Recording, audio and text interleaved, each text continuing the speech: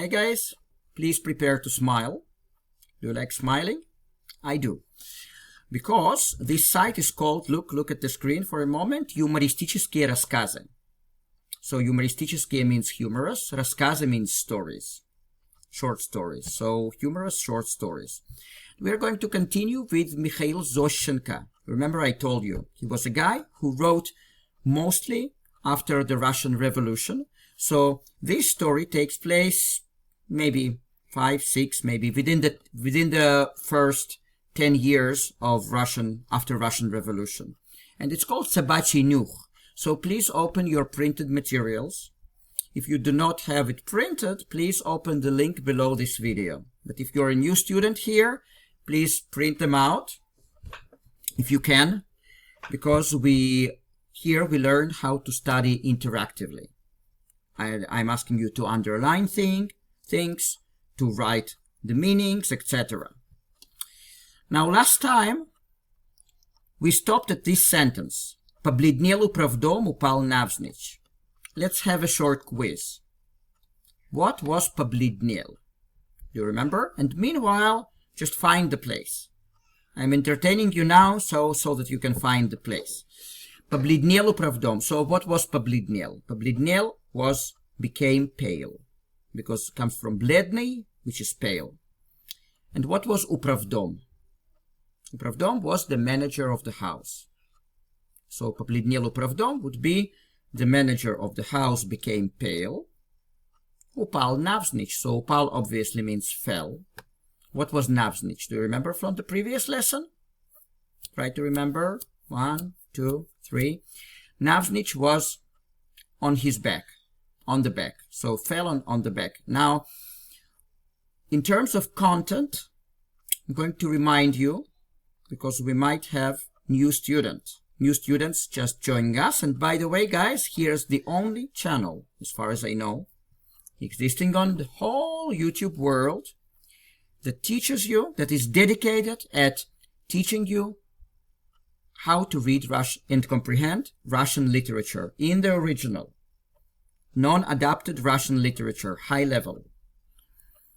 So there was this kupets, merchant, Irimei Babkin, and someone stole a fur coat from him. And he summoned an inspector or an investigator with a big dog. Do you remember? It wasn't just sabaka. It was собачище. You remember? It's a kind of a funny word, собачище. So it conveys the idea of a kind of a monster. And his intention was to find the thief. But this собачище, this dog, grabbed random people from the public that gathered around there. And the humorous point here is that every person who was grabbed by the dog was guilty at something, and they started to confess in different crimes that they hadn't even been searching for. For example, you remember Babka? What was Babka? Babka is a middle-aged woman, middle-aged up to old age. Babka. So, and what was the crime of Babka that she confessed? It was that she prepared some kind of alcoholic drink. Remember? Аппарат. Аппарат was device. And then she said, «Ведите меня в милицию», so take me to the police station. And then this dog grabbed upravdom. So upravdom was the manager of the house. And then now we'll discover why upravdom was guilty. So the humor here is that pretty much everyone during those years after the Russian Revolution was doing something that wasn't so clean, you know.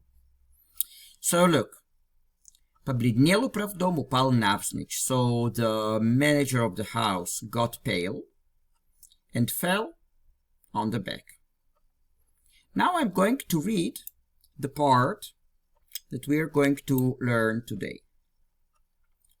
You probably won't get much at the initial reading, and then we are going to read it very, very deeply, and you're going to get everything. So just listen first. Oh guys, by the way, before I start reading, there is a mistake here. Because I compared this text with other places on the internet where there is the same text. There is a mistake here in this word сознательные, because there is no word like that. So the proper word would be сознательные. Сознательные. So if you have it printed, just erase those two letters, ch, I, chi. And you will get сознательные, because that was the original word. I checked it in the other sources. So just listen. «Вяжите, — говорит меня, — люди добрые, сознательные граждане. Я, — говорит, — за воду деньги собрал, а те деньги на прихоти свои истратил». Ну, конечно, жильцы навалились на управдома, стали вязать. А собачище тем временем подходит к гражданину из 7-го номера и теребит его за штаны. Побледнел гражданин, свалился перед народом.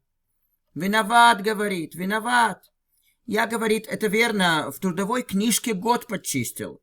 Мне бы, — говорит, — жеребцу в армии служить и защищать Отечество. А я живу в 7-м номере и пользуюсь электрической энергией и другими коммунальными услугами. Хватайте меня!» So, how do you feel about that? If you're a little bit frustrated because you didn't get much, don't worry. You're going to get now everything. And we are going to create our little miracle together. So look, so I'm just reminding you that I'm going to read сознательные. «Вяжите, — говорит меня, — люди добрые, сознательные граждане». Вяжите, in this case, it means arrest. That's an imperative. Вяжите comes from вязать. The infinitive would be вязать, and it means to tie with ropes. But the other meaning of the word is to arrest. So therefore, вяжите, — говорит меня, — люди добрые. So arrest me, he says, good people. Yeah, люди добрые, good people. Сознательные граждане. Now, сознательные means aware or conscious. Сознательные. And I'm just reminding you to erase chi here from here. Сознательные. And граждане would mean citizens. But you remember, I think I've explained it to you that after the revolution, граждане was just the word to address a person. Гражданин, that would be masculine instead of Mr. Гражданка would be feminine instead of Mrs. And граждане would be plural. So basically people just referred to each other by the word граждане. So now let's see how it works together. «Вяжите, — говорит меня, — люди добрые, сознательные граждане». So arrest, he says, me, good people, conscious citizens. Я, — говорит, — за воду деньги собрал, а те деньги на прихоти свои истратил. So I, he says, за воду деньги собрал. So собрал means gathered or collected. Деньги собрал would be obviously collected money. За воду, for water. So he says, for water, money collected. So in English we would say he said, collected money for water, а те деньги на прихоти свои истратил. So истратил means wasted. Прихоти means desires, but it means like kind of silly desires. Прихоти. Do you know the English word whim? W-H-I-M, whim. So that's whims, прихоти, like silly desires. So he says, Я, говорит, за воду деньги собрал, а те деньги на прихоти свои истратил. So I, he says, for water, money collected. But that money, те means that money on my whims wasted.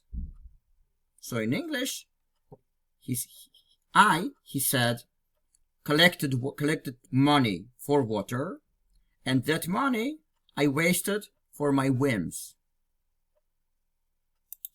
And we continue. Ну, конечно, жильцы навалились на управдома, стали вязать. Конечно means of course. Жильцы means, so what is жилец? The tenants. So жильцы means it's either tenants or just people like the dwellers of the house.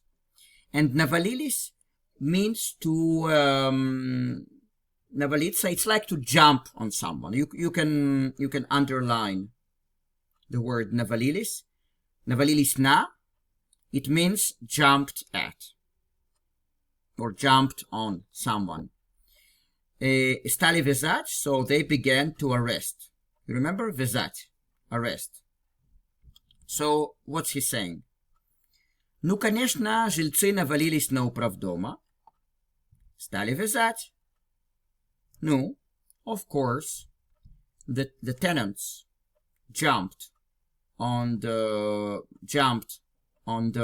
house manager, began to arrest. А собачища тем временем подходит к гражданину из 7-го номера. So you remember собачища, this huge dog, right? Huge dog that this agent or that this investigator has. Тем временем means meanwhile. Подходит, approaches. And гражданин, you remember, so гражданин, it's like sir, but after the revolution. Гражданин, citizen. But for all intents and purposes, it just means a person here. So подходит к гражданину would means approaches a person. Из 7-го номера. So номер in this case means an apartment number such as such. So из 7-го номера it means from number 7, meaning the room or the apartment number 7. So he says, а собачище тем временем подходит к гражданину из 7-го номера, but the huge dog, meanwhile, approaches a person, or the person, from number 7. И теребит его за штаны. So, please underline the word теребит. That's future tense. And it comes from теребить, which means to fiddle with. To fiddle with something, to kind of move something very quickly from side to side. From side to side. So, и теребит его за штаны, and штаны means trousers. So the dog approaches that guy. И теребит его за штаны, and fiddles with his trousers. Because теребит за would mean fiddle with. Теребит за. And его means him. So, but like fiddles him after his trousers. That's in Russian. But fiddles with his trousers. Побледнел гражданин, свалился перед народом. So, побледнел, very good, great repetition. Became pale. Remember? Побледнел. So, the guy became pale, the citizen, yeah? Свалился means fell down or collapsed. Collapsed, period, before. Народ means people or crowd. So, collapsed before the crowd. So, побледнел гражданин, свалился перед народом. So, became pale, the guy. Collapsed before the crowd. Виноват, говорит, виноват. Виноват means I am guilty. So, виноват means guilty, basically. Guilty says, guilty. Я, говорит, это верно. В трудовой книжке год подчистил. So, верно means right or correct. So, это верно. That's correct. So, я говорит, это верно. I says, that's correct. В трудовой книжке. So, трудовая книжка. What does it mean? Книжка means book, right? But книжка in certain cases might also mean a document. So, трудовая книжка means a document, трудовой книжке comes from трудовая книжка, and трудовая comes from труд, which is labor. So, трудовая книжка would mean a labor book, and that was a book where the person, it was written how many years a person had been working or has been working so far. So, basically, all the person's working history was written in this трудовой книжке, in this working book or labor book. And почистил means, in this case, почистил means altered. Yeah, because почистить something, it means to erase something or to alter something. So what is he saying? Виноват, говорит, виноват. Guilty, says, guilty. Я, говорит, это верно, в трудовой книжке год почистил. So he says, that's true. In my labor book, I altered 1 year. Yeah, so basically, what does it mean? It means that he made himself either younger or older. Probably he made himself older because he didn't want to go to the army. You will get it now from the next sentence. Мне бы, говорит жеребцу, в армии служить и защищать Отечество. So first of all, please underline мне бы. And мне бы it means I should have. Like I should have done something. And here it relates to two verbs. Мне бы служить, or мне бы в армии служить. I should have served in the army. And мне бы защищать Отечество. So защищать would mean to defend. And Отечество means the fatherland. Отечество. So мне бы, говорит, в армии служить и защищать Отечество. That would be I should have served in the army and defended the fatherland. Now, he calls himself жеребец because he says мне бы жеребцу. Жеребцу comes from жеребец, and that's a young horse. A young horse, I'm going to check the exact English word for that. Just wait a second. So the dictionary says stallion. S-T-A-L-L-I-O-N. Stallion. Yeah, but basically it means a young horse. So мне бы, говорит жеребцу, в армии служить и защищать Отечество. How would we translate that? I, the stallion, he says, should have served in the army and defended the fatherland. А я живу в 7 номере, but I live in number 7 и пользуюсь электрической энергией. Пользуюсь comes from пользоваться. Пользоваться, it means utilize or use. And use electric energy и другими коммунальными услугами. So, коммунальными услугами comes from коммунальные услуги, and it means communal services such as water, electricity, etc. Gas, maybe. So, that's коммунальные услуги. Utilities, basically. So, и другими коммунальными услугами means and other utilities. So now you will see how you get this whole sentence. Мне бы, говорит жеребцу, в армии служить и защищать Отечество.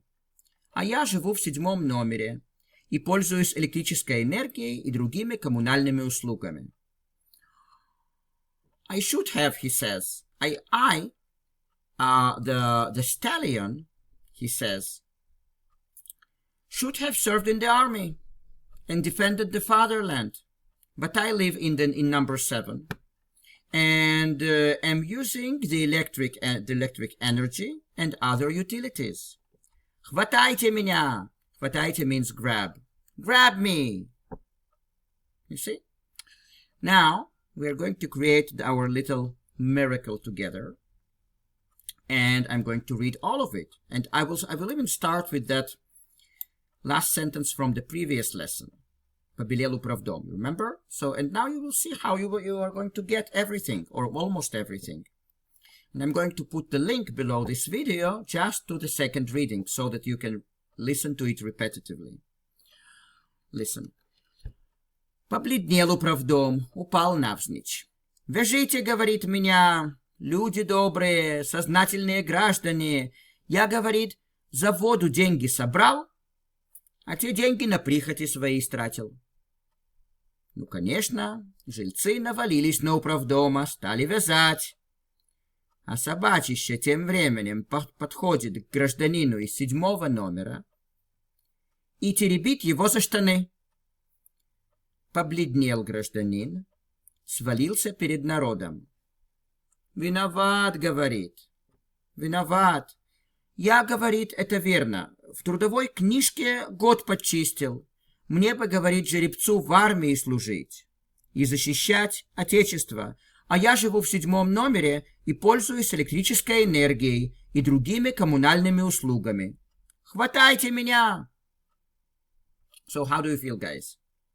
You feel satisfaction? That's just the beginning. Just continue with those lessons and your Russian is going to improve big time. But we'll see each other at the next lesson. Probably it's going to be dedicated to Dostoevsky, Маленький герой. But meanwhile, if you need some improvement for your Russian, just contact me using the contact details below this video and we'll measure your level and I'll tell you exactly what you can do to improve it. But meanwhile, have a good time, smile, and be happy. And see you next video. Ciao, ciao.